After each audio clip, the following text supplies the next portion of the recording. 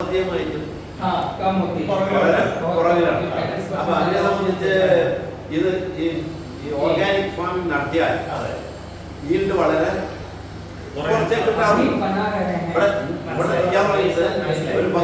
കൊല്ലം വരെ organic farming തുടങ്ങി പല ആൾക്കാർ തുടങ്ങി. പക്ഷെ ഈൽഡ് മനസ്സിലായി. രണ്ട്, ഒരു വാസ്റ്റ് ഏരിയയിൽ ഇത് കൂട്ടായിട്ട് ചെയ്യുന്നില്ല. അപ്പൊ സിംഗിൾ ഏരിയയാണ്. അപ്പൊ എങ്ങനെ ചെയ്താലും ഈ കണ്ടത്തില് കെമിക്കൽ ഇട്ടാൽ അത് ടെസ്റ്റ് ചെയ്താൽ ആ കണ്ടത്തില് ഇതിന്റെ കെമിക്കൽ വരും. അപ്പൊ ഇവിടെ ഇങ്ങനെയാണ് കൃഷി. ഇറിഗേറ്റ് ചെയ്യാൻ റെയിൻ ഫെഡ് ആണെങ്കിലും റെയിൻ ഫെഡിൽ ഇങ്ങനെ വരുന്ന വെള്ളം കംപ്ലീറ്റ് ഇത് ഒഴുകിയെത്തുമ്പോ ഇതിലെല്ലാത്തിനും കെമിക്കല് കാണും. അപ്പൊ അതുകൊണ്ട് ഒരു കൂട്ടായ്മയിൽ ഒരു പാടശേഖരം ബേസില് നീർത്തട ബേസിൽ നീർത്തട ബേസിൽ കൃഷി ചെയ്യണമെങ്കിൽ മാത്രമേ ഓർഗാനിക് ഉള്ള ലെവലിൽ നമുക്ക് ഇത് കൊണ്ടുവരാൻ കഴിയുള്ളൂ. ഇവിടുത്തെ ഒരു ഈ പാലക്കാടിന്റെ പ്രത്യേകത ഇങ്ങനെയാണ് കൃഷി.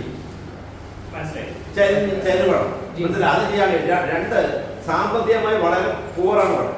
അപ്പൊ അവർക്ക് ഇതിന്റെ ഫുൾ എമൗണ്ട് കൊടുത്തുകൊണ്ട് മാത്രമേ ഇത് കൃഷി ചെയ്യാൻ കഴിയുള്ളൂ. അപ്പൊ ഫസ്റ്റ് ഇയർ ഹെവി ലോസ് ആയിരിക്കും health, second year heavy loss ആയിരിക്കും, തേർഡ് ഇയർ മുതൽ അയാൾ ചെറുതായിട്ട് ഇമ്പ്രൂവ് ചെയ്യും. അപ്പൊ അതിന് 100% സബ്സിഡിയോട് കൂടി ഈ കാര്യങ്ങൾ ചെയ്ത് അയാളുടെ കുടുംബം രക്ഷപ്പെടണമല്ലോ. അയാൾ കുടുംബം രക്ഷപ്പെട്ടില്ല, അയാൾ കരുതി കയറി പോവുകയല്ലേ. മനസ്സിലായി. അപ്പൊ അത് രക്ഷപ്പെടണം. ഈ ഓർഗാനിക് ഫാമിംഗ് വളരെ നല്ല ആശയമാണ്, നല്ലതാണ്, ചെയ്യും. ആൾക്കാർ മേടിക്കും. പാലക്കാട് ഇവിടെ സംബന്ധിച്ച് എഡ്യൂക്കേറ്റഡ് ആൾക്കാരാണ് കൂടുതലാണ് കേരള. അതുകൊണ്ട് തന്നെ ഒരുപാട് ആൾക്കാർ ഇത് മേടിക്കാറുണ്ട്. പക്ഷെ അത് വിശ്വസിക്കാൻ കൊള്ളാവുന്നതായിരിക്കണം. അതാണ് അതിൽ ഏറ്റവും പ്രധാനം. അപ്പൊ അതിനനുസരിച്ചുള്ള ഒരു എന്താ പറയുക, ഒരു ക്വാളിറ്റി അഷുറൻസ് കൊടുക്കാനുള്ള സംവിധാനം. ആദ്യം തന്നെ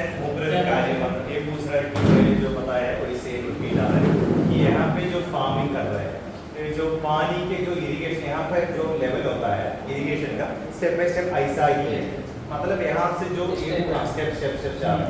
अगर ऊपर में पानी, अगर जो पानी आता है स्लोच से, जो डैम से पानी आता है, पहले अगर ऊपर का जो आदमी हो केमिकल फार्मिंग वो करता है, वो जो छोटा आदमी है, एक छोटा आदमी है, वो रिस्क आएगा और इस फार्मिंग को भी खराब करेगा. तो इसका जवाब आपको अभी थोड़ा सा आधा घंटा मुझे देना पड़ेगा. जो आइडियोलॉजी पर मैं पूरे भारत में काम कर रहा हूँ, अगर आप मुझे सुनते हैं और उसमें से आपको जो फील होता है वो अपने खेत में एप्लीकेशन करते हैं, तो इस प्रक्रिया से भी आपका फसल 100% रेसिड्यू फ्री रहेगा, जो मैं प्रक्रिया बताने वाला हूँ. അതായത് നിങ്ങൾ ഇപ്പോൾ പറഞ്ഞൊരു കാര്യം, സാറ് പറഞ്ഞ പോലെ ഒരു കാര്യം, അതായത് സാറ് പറഞ്ഞു ഓർഗാനിക് ഫാമിംഗ് ചെയ്യുന്നത് കൊണ്ട് സാധാരണ കർഷകരിൽ പിടിച്ചു നിൽക്കാൻ കഴിയില്ല എന്നത് പറഞ്ഞു. അത് സാറ് നമ്മളുടെ ഓർഗാനിക് ഫാമിംഗ് എന്ന് പറയുന്നത് ഒരുപാട് പൈസ ഇൻപുട്ട് ചെയ്തുകൊണ്ട് ചെയ്യുന്ന ഒരു ഓർഗാനിക് ഫാമിംഗ് ആണ്. അത് തെറ്റ്. അതല്ല മൂപ്പരുടെ കോൺസെപ്റ്റ്. പൈസ ഇല്ലാത്ത ഓർഗാനിക് ഫാമിംഗ് ആണ് മൂപ്പരുടെ കോൺസെപ്റ്റ്. കർച്ചാക്കം ഉൽപാദന ജാഥ, അതാണ് മൂപ്പരുടെ കോൺസെപ്റ്റ്. പൈസ കുറവ്, ഉൽപാദനം കൂടുതൽ. നമ്മളെല്ലാരും ചെയ്യുന്ന എന്താണ് ഓർഗാനിക് ഫാर्मिंग के पहले हम सब क्या कर रहे हैं कि कच्चा ज्यादा उत्पादन कम. वो गलत है. इनका जो सिस्टम है कच्चा कम उत्पादन ज्यादा, उस सिस्टम अफोर्ड करके हमको जाना है. നമ്മൾ മൂപ്പരുടെ സിസ്റ്റം അഡോപ്റ്റ് ചെയ്തിട്ടാണ് നമ്മൾ പോകുന്നത്. അതാണ് നമ്മൾ ഓർഗാനിക്, ഞാൻ അതാണ് ആദ്യം തന്നെ പറഞ്ഞത്, ഓർഗാനിക് പല തരത്തിൽ ചെയ്യാം. 10 പൈസ ചെലവില്ലാതെ നമ്മുടെ നെല്ല് വിളയിച്ചെടുക്കാന്ന് പറഞ്ഞാൽ നിങ്ങൾ ആരെങ്കിലും വിശ്വസിക്കുമോ? 10 പൈസ ചെലവില്ലാതെ നമ്മുടെ നെല്ല്. सेशन शुरुआत करते हैं. अभी हम जो किसान पाठशाला की शुरुआत कर रहे हैं, इसमें आपके पास नोटपैड हो तो लिखिए, ताकि आप मेरे जाने के बाद भी घर पर रीड कर सकें. और छोटे टिप्स हैं, आपको लगेगा तो हम और लंबा कार्यशाला चलाएंगे. मेरा नाम बलराम किसान है और मैं बड़वानी मध्य प्रदेश से आया हूँ. और यहाँ पर काफ़ी सारे किसान मुझे दक्षिण भारत में बुला रहे थे कि बलराम जी आपकी आइडियोलॉजी पर हमें गाइड कीजिए. तो सत्यन मेरे साथ है, जो मैं चर्चा करूँगा उसे सत्यन आप ट्रांसलेट कीजिएगा. എന്തെങ്കിലും സംശയം നോട്ട് ചെയ്താൽ മതി, അവസാനം ചോദിക്കാം. ഫ്ലോ ഉണ്ടാവുന്നത്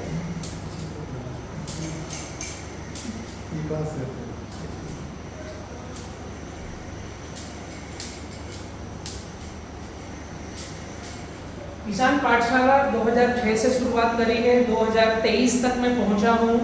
और पूरे भारत में काफ़ी सारे एग्रोनॉमिस्ट को सुना है, सीखा है, देखा है, काफ़ी सारी यूनिवर्सिटियों में जाकर के टीचिंग लिया है।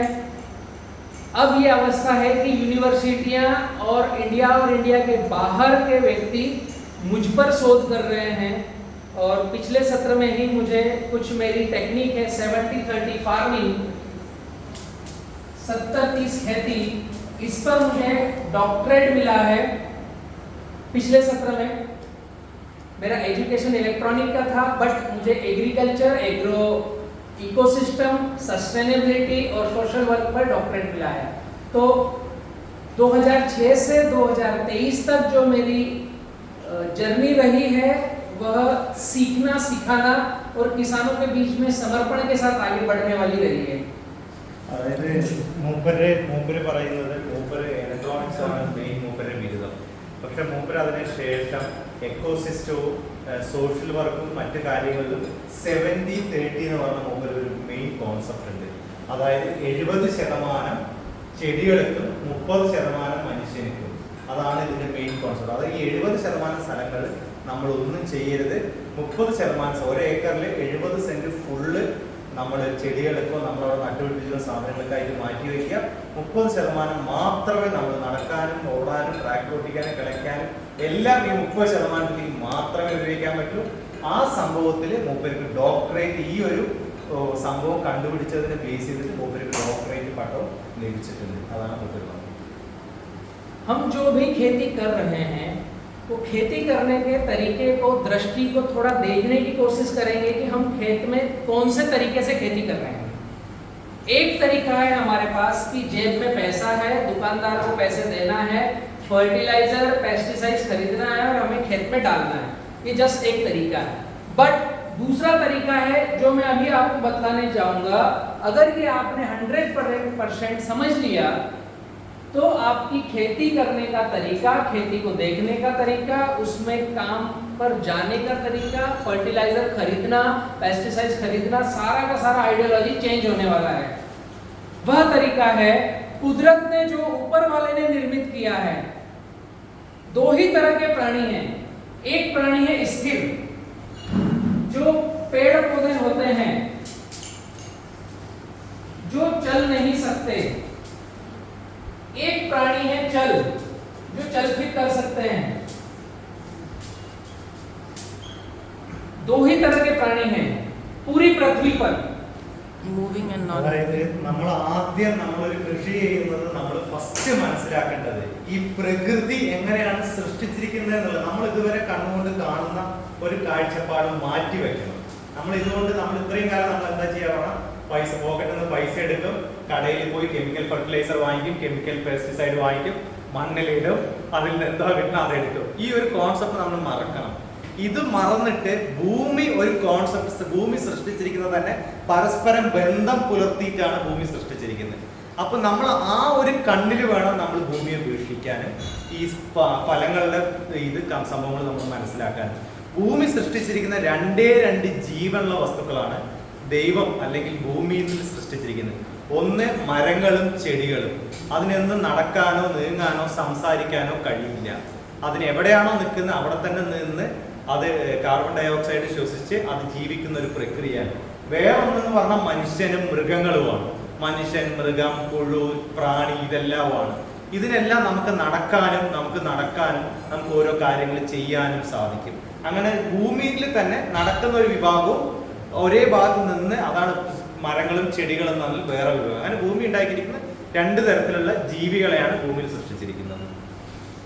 ये दो प्राणी की आइडियोलॉजी अगर हम समझ पाएंगे क्या है, ये एक दूसरे के पूरक हैं। स्थिर प्राणी श्वास लेता है, पानी पीता है, भोजन खाता है। आम, जाम, नींबू, सीताफल, चावल, गेहूं, मक्का, कॉटन सभी स्थिर प्राणी हैं। चलने फिरने वाले प्राणी आप, मैं, कुत्ता, बिल्ली, नेवला, केचुआ, छोटा सा एक जो कीट पतंगा होता है, छोटा सा एक जो बैक्टीरिया होता है जो मिट्टी में दबा पड़ा रहता है, वो भी एक जगह से दूसरी जगह हिलता है।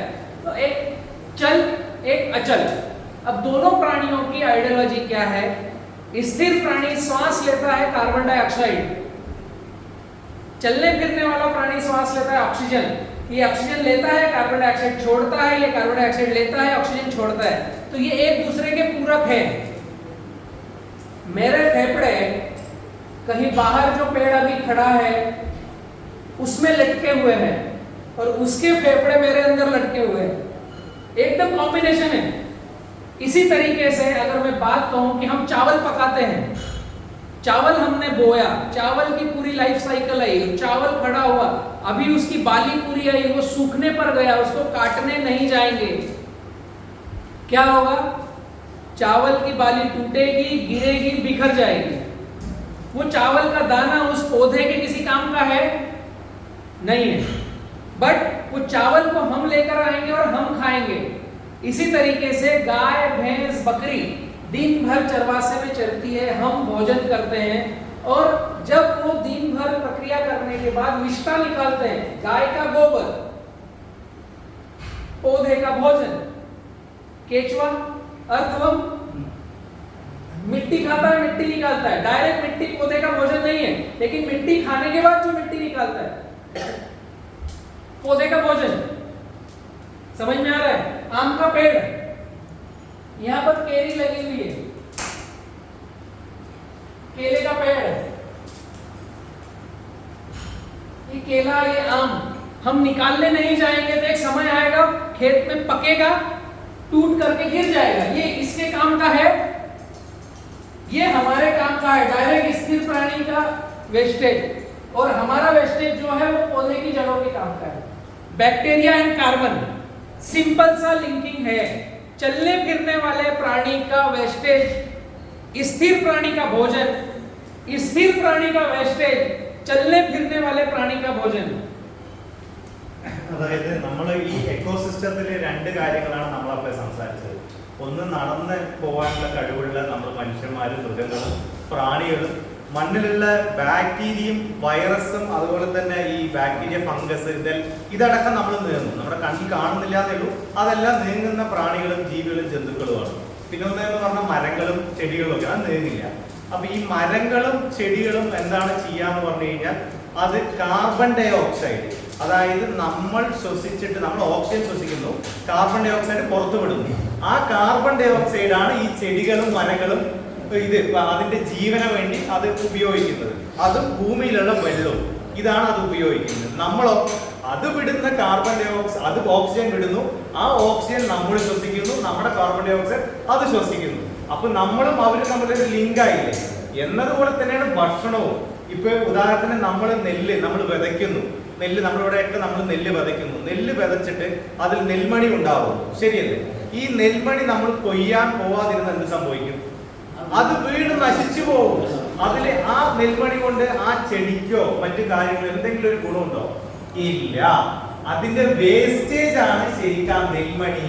മാങ്ങമരത്തിലുള്ള മാങ്ങ, അതേപോലെ തന്നെ പഴത്തിലുള്ള പഴം, നമ്മൾ ഈ വെജിറ്റബിൾസിലുള്ള വെജിറ്റബിൾസ്, ഇതെല്ലാം അതിന് ആവശ്യമില്ലാത്ത അതിന്റെ വേസ്റ്റ് ആണ്. അതായത് ചെടികളും മരങ്ങളിലും വേസ്റ്റ് ആണ് നമ്മൾ കഴിക്കുന്നത്. നമ്മുടെ വേസ്റ്റ് ആണ് ചെടികൾ കഴിക്കുന്നത്. ഇതാണ് ഭൂമിയിലുള്ള ഒരു എക്കോസിസ്റ്റം പറയുന്നത്. നമ്മുടെ വേസ്റ്റ്, നമ്മുടെ മാത്രമല്ല, നമ്മുടെ മനുഷ്യന്റെ, മാടിന്റെ, ആടിന്റെ, കോഴിയുടെ, മണ്ണിൽ കിടക്കുന്ന മണ്ണിനെ തിന്നിട്ട് അത് വേസ്റ്റ് ഇടുന്നു. മണ്ണ് ഡയറക്റ്റ് ആയിട്ട് ചെടി കഴിക്കില്ല, മണ്ണിനെ തിന്ന് മണ്ണിന്റെ വേസ്റ്റ് ആണ് ചെടികൾ കഴിക്കുന്നത്. അപ്പൊ നമ്മുടെ വേസ്റ്റ് അവര് കഴിക്കുന്നു, അവരുടെ വേസ്റ്റ് നമ്മൾ കഴിക്കുന്നു. ഈ ഒരു ബോണ്ടിങ് പ്രകൃതിയിലുണ്ട്. നമ്മൾ ശ്വസിച്ചിട്ട് പുറത്തു വിടുന്ന കാർബൺ ഡൈ ഓക്സൈഡ് അവർ ശ്വസിക്കുന്നു, അവർ കാർബൺ ഡൈ ഓക്സൈഡ് ശ്വസിച്ചിട്ട് ഓക്സിജൻ പുറത്തു വിടുന്നു, നമ്മൾ ശ്വസിക്കുന്നു. രണ്ടും ബോണ്ടിങ് ആണ്, ഈ ഒരു സർക്കിളാണ്. ഇത് നമ്മൾ ആദ്യം മനസ്സിലാക്കണം. एक सिंपल सा सूत्र, पौधे का भोजन क्या है, आपको समझ में आया? अभी पौधे का भोजन है चलने फिरने वाले प्राणी का वेस्टेज। थोड़ी देखने की दृष्टि लगाओ, आगे चलते हैं। स्वस्थ मिट्टी कैसे कहते हैं, ये समझ में आया? पौधे का भोजन किसको कहते हैं? Not DAP, urea, potash, only plant food. चलने फिरने वाले प्राणी का वेस्टेज, और वेस्टेज आर प्लांट फूड, पौधे का भोजन। ओके, आगे बढ़ते हैं। हेल्दी सॉइल, स्वस्थ मृदा किसे कहते हैं, फिर उसमें जाएंगे जीवंत मिट्टी पर। ये दो बातें आपने समझ ली तो आप ऑर्गेनिक कल से करना चालू हो जाओगे, खुद का दिमाग लड़ा करके, किसी से पूछने की जरूरत नहीं। फर्स्ट लाइन हेल्दी सॉइल, स्वस्थ भूमि। सेकंड लाइव सॉइल, जीवंत भूमि। एक प्रक्रिया है जिस पैमाने पर आप कहेंगे हेल्दी सॉइल,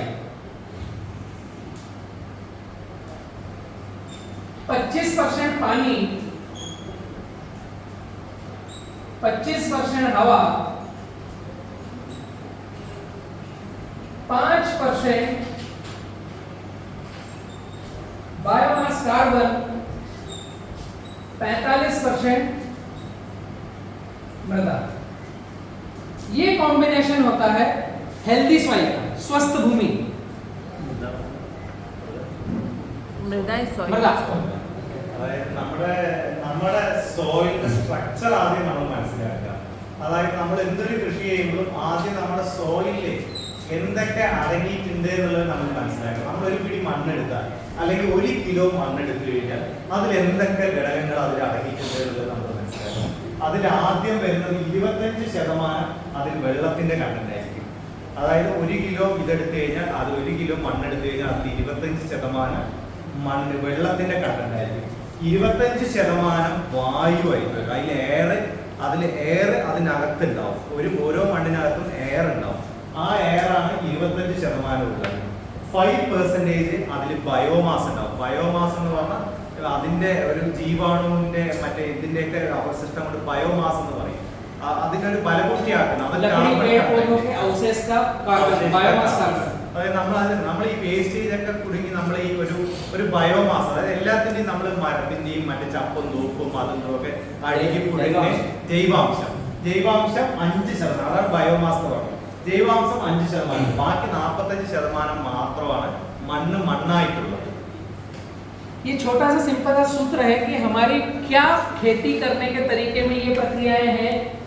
अब यहीं से आपका क्वेश्चन आंसर निकल के आएगा कि हम जो चावल की खेती कर रहे हैं, अभी जो आपने पूछा कि वहां से जो पानी बह के आएगा, केमिकल बह के आएगा, मेरी खेती को खराब करेगा, तो क्या मेरे खेत में जो चावल की खेती कर रहा हूं उसमें जितना पानी है उतनी हवा है, या मेरा चावल कीचड़ में डूबा हुआ है?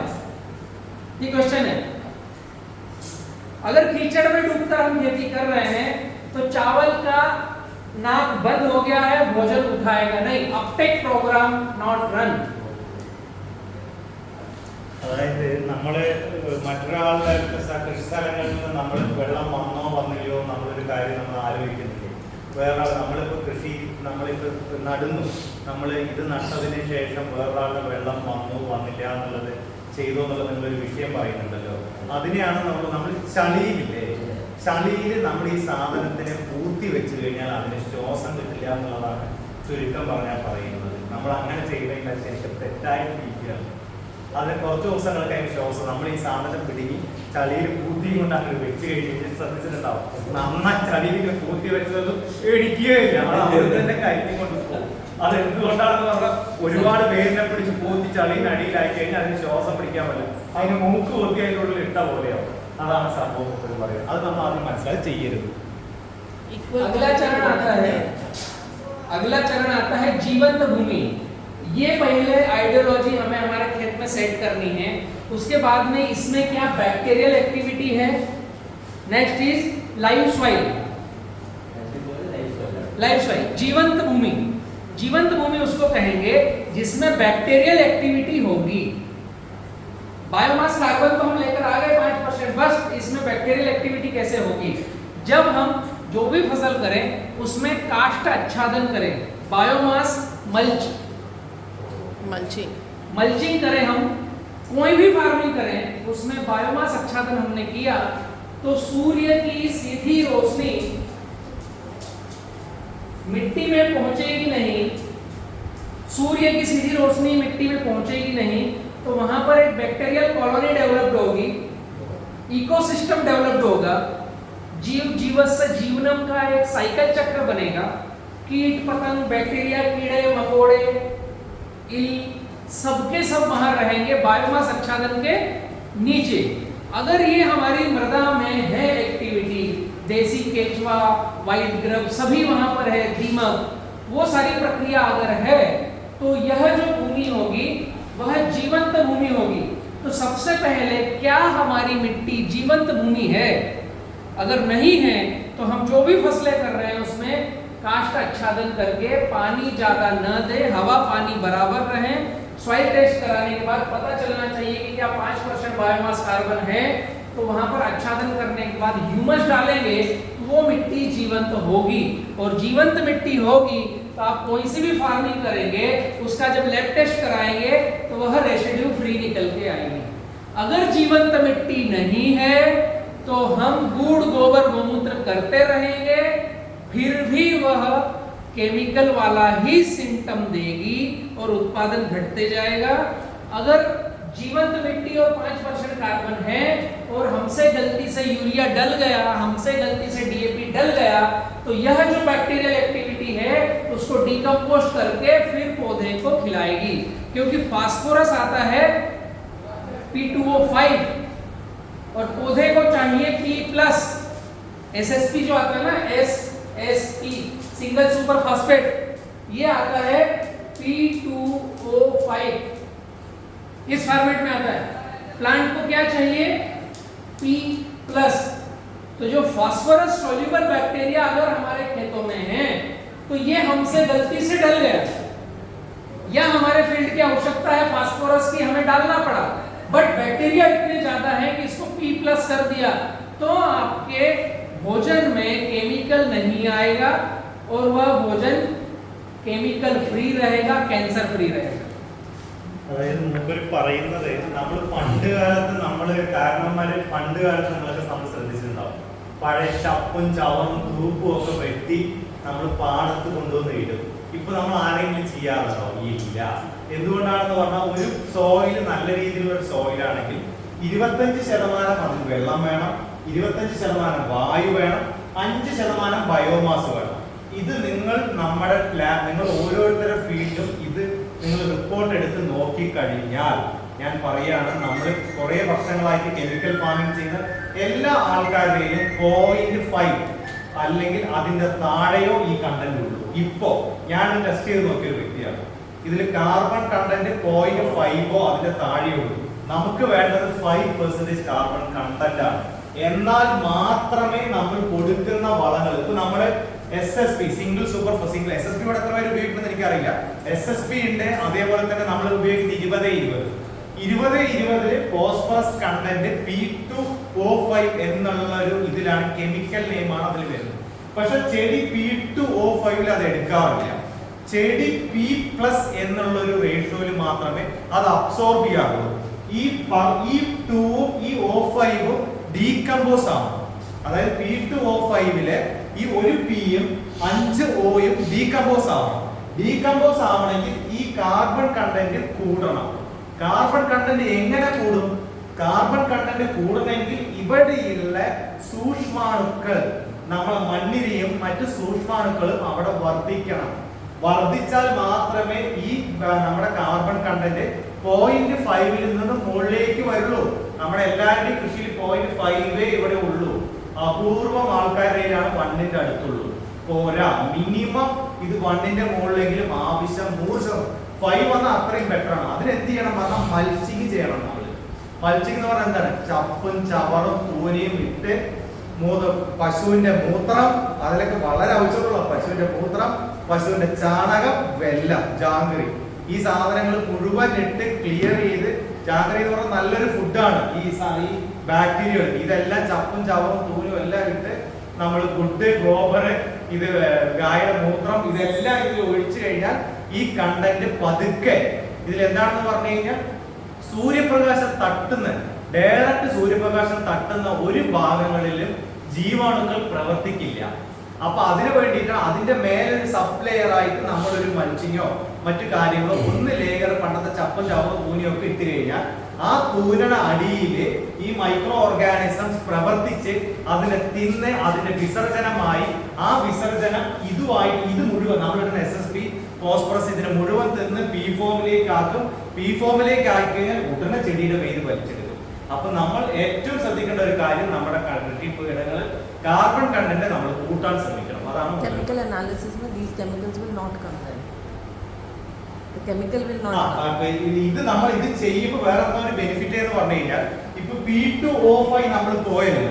P2O5 ചെയ്തതിനു ശേഷം ഇങ്ങനെ നമ്മൾ ഇതിപ്പോ നമ്മൾ കെമിക്കൽ ഇട്ടു ഇല്ല എന്ന് പറഞ്ഞില്ല. പക്ഷേ നമ്മുടെ ജീവാണുവിന്റെ സാധ്യത കൂടുന്നത് കൊണ്ട് ഇതിനെ ഡീകമ്പോസ് ചെയ്തതിന് ശേഷം ഈ കെമിക്കലിന്റെ യാതൊരു എഫക്റ്റും നമ്മുടെ മണ്ണിൽ വരുന്നില്ല. അങ്ങനെ വരാത്തത് കൊണ്ട് നമ്മൾ ഈ സാധനം എടുത്ത് ലാബിൽ കൊണ്ട് ടെസ്റ്റ് ചെയ്താലും റെസിഡ്യൂ ഫ്രീ.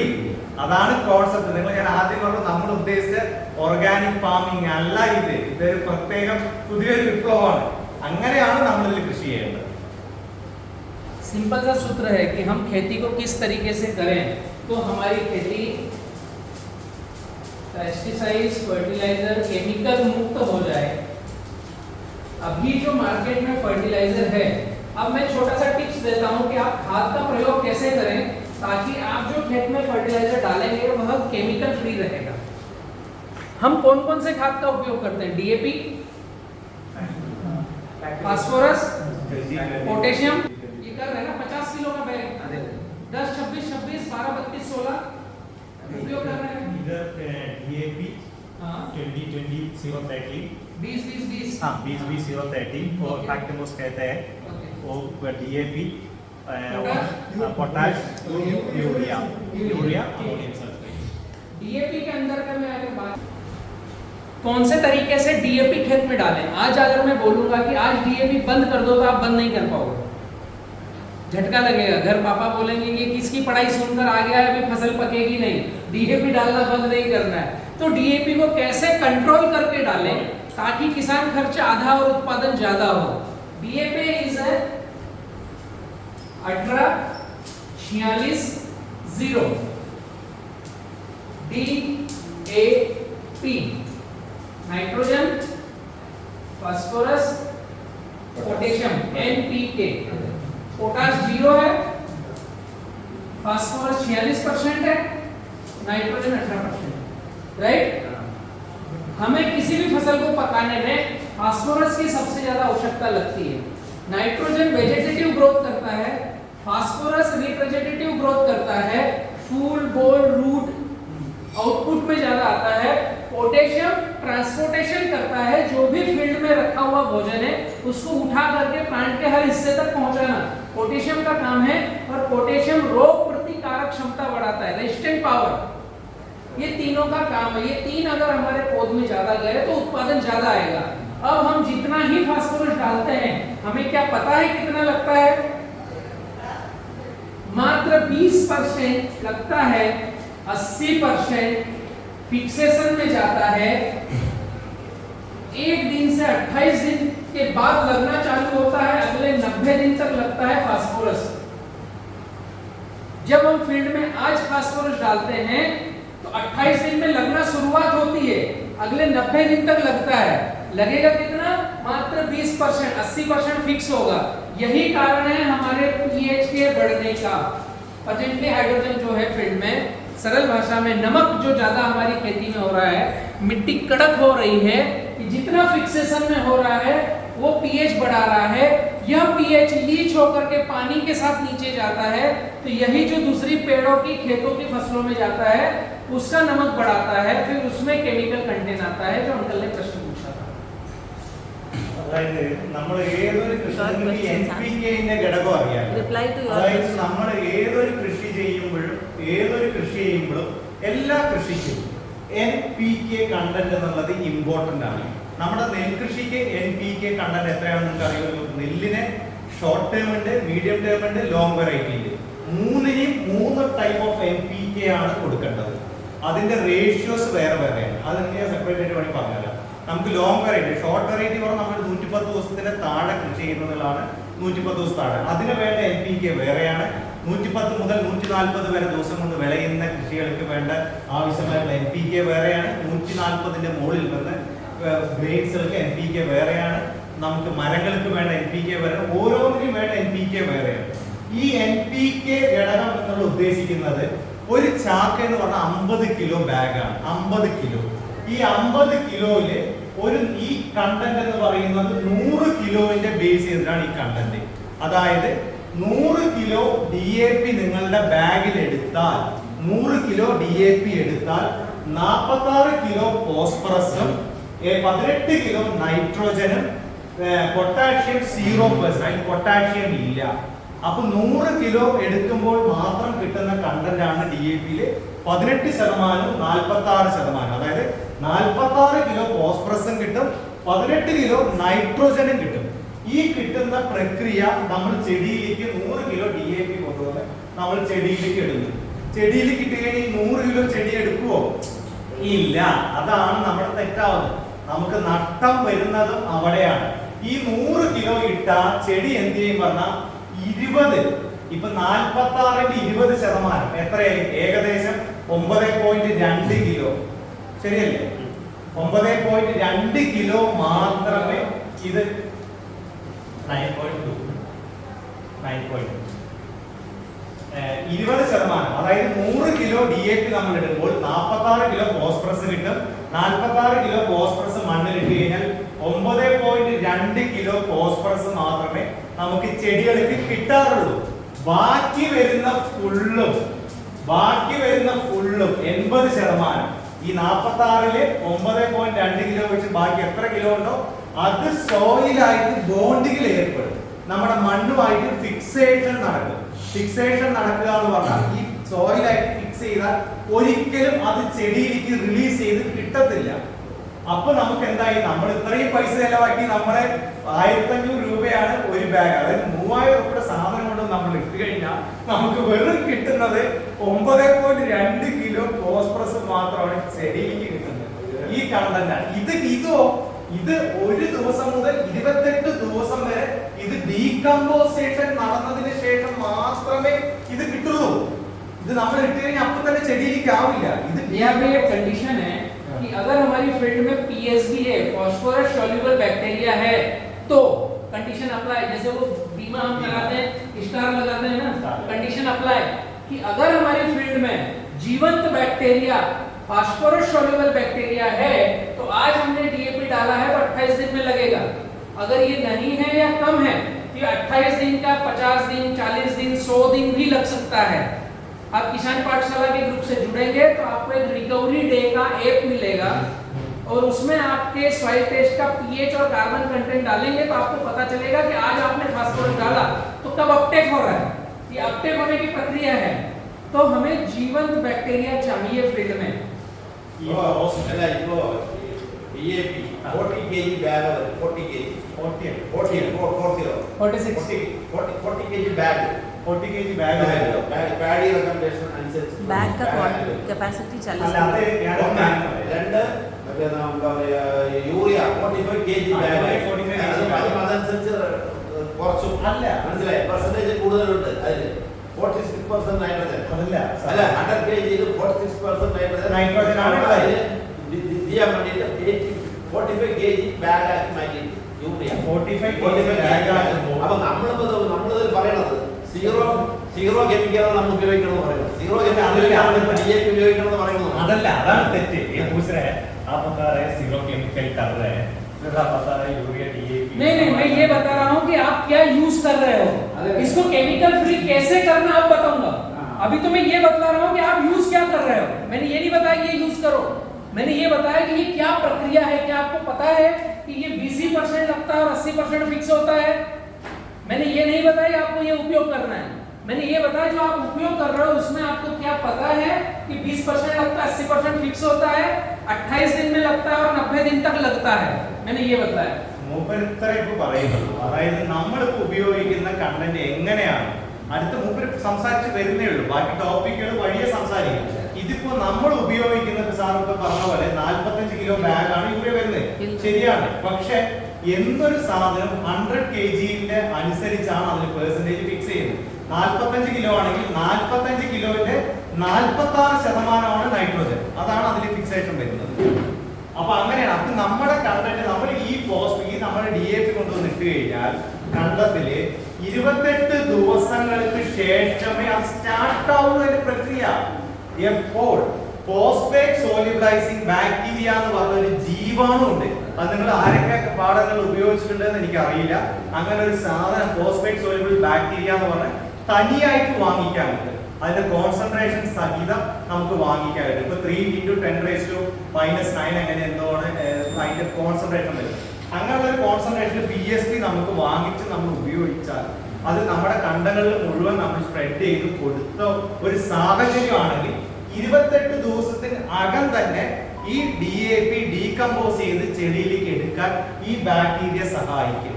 അതല്ലാത്ത പക്ഷം ഇത് 90 ദിവസത്തിനകം മാത്രമേ ഇടുന്ന DAP ഡീകമ്പോസ് ആവുള്ളൂ എന്നാണ് മൂപ്പര് പറയുന്നത്.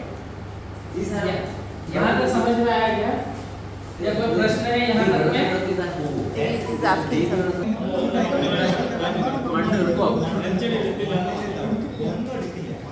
हमें आपको बताने चलूंगा कि जो हम यूज कर रहे हैं अभी तक का समझ में आया आप लोगों को मैं क्या बतला रहा हूँ?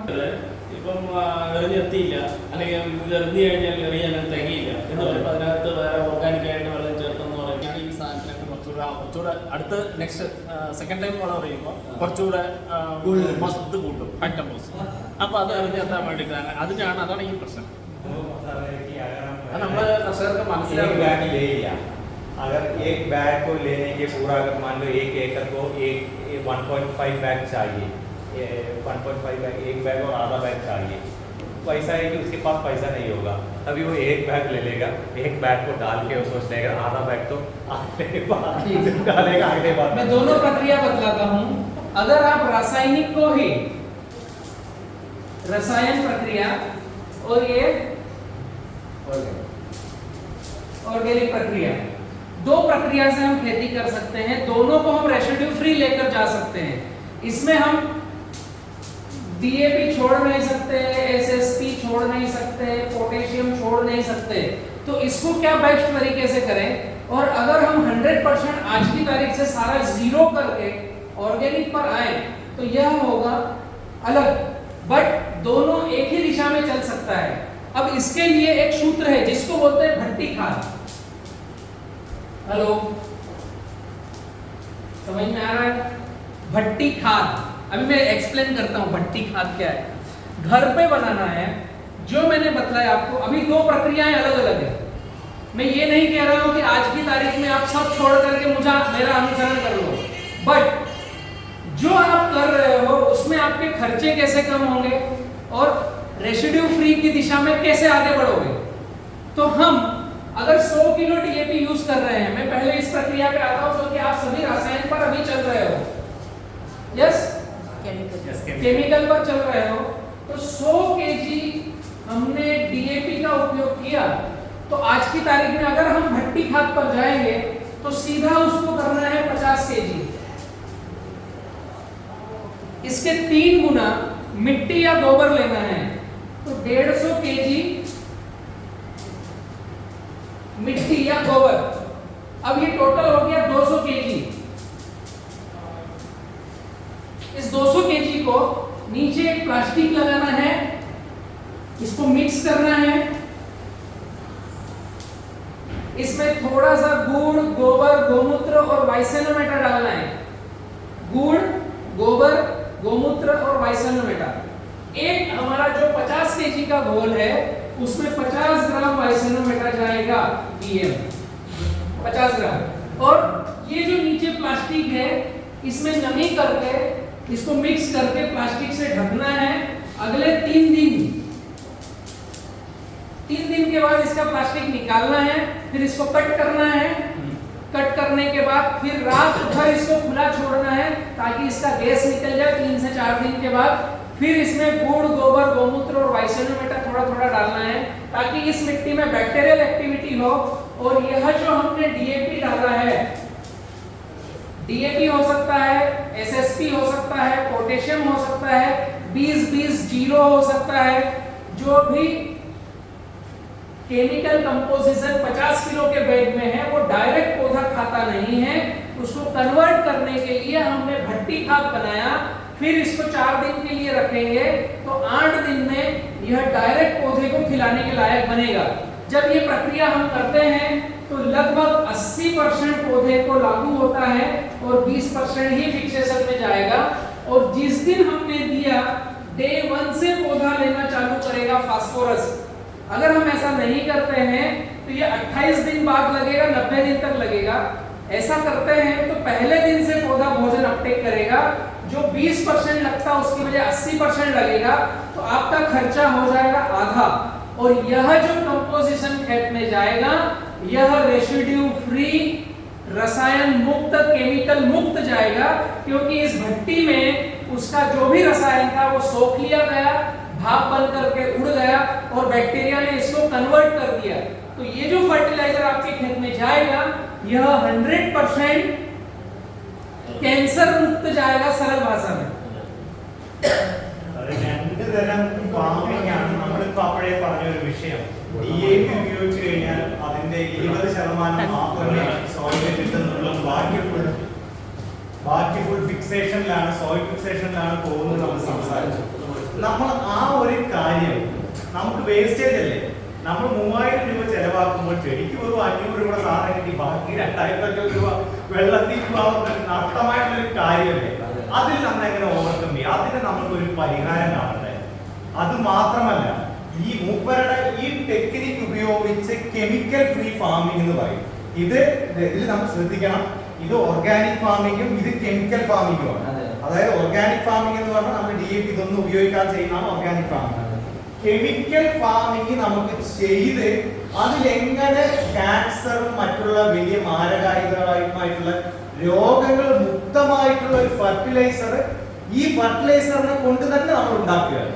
നമ്മൾ ഈ പറയുന്ന DAP, ഈ പറയുന്ന പൊട്ടാഷ്, ഈ പറയുന്ന 20-70 ഇതെല്ലാം വെച്ചുകൊണ്ട് തന്നെ നമ്മൾ റെസിഡ്യൂ ഫ്രീ ആയിട്ടുള്ള ഒരു വളം നമ്മൾ നമ്മുടെ വീട്ടിൽ ഉണ്ടാക്കി നമ്മുടെ കൃഷിസ്ഥലത്ത് ഉപയോഗിക്കുകയാണെങ്കിൽ അപ്പോഴേ പറഞ്ഞ ആ നഷ്ടം 80% ഉള്ളൊരു നഷ്ടം നമ്മൾക്ക് മാറി 80% ചെടികൾക്ക് കിട്ടുകയും 20% മാത്രം നഷ്ടമാകുകയും ചെയ്യുള്ളൂ. അങ്ങനെ നിങ്ങൾ ചെയ്യുകയാണെങ്കിൽ 100 കിലോ ഉപയോഗിക്കേണ്ട ഒരു സാധനം, ഇപ്പോൾ ഉദാഹരണത്തിന് 100 കിലോ നിങ്ങൾ DAP ആണ് 3500 രൂപ കൊടുത്ത് നിങ്ങൾ വാങ്ങിക്കുന്നതെങ്കിൽ അതിന്റെ 30 കിലോ മാത്രം നിങ്ങൾ ഇവിടെ യൂസ് ചെയ്താൽ മതി. കാരണം ആ 30 കിലോന്റെ 80% യൂസ് ചെയ്യുന്നത്.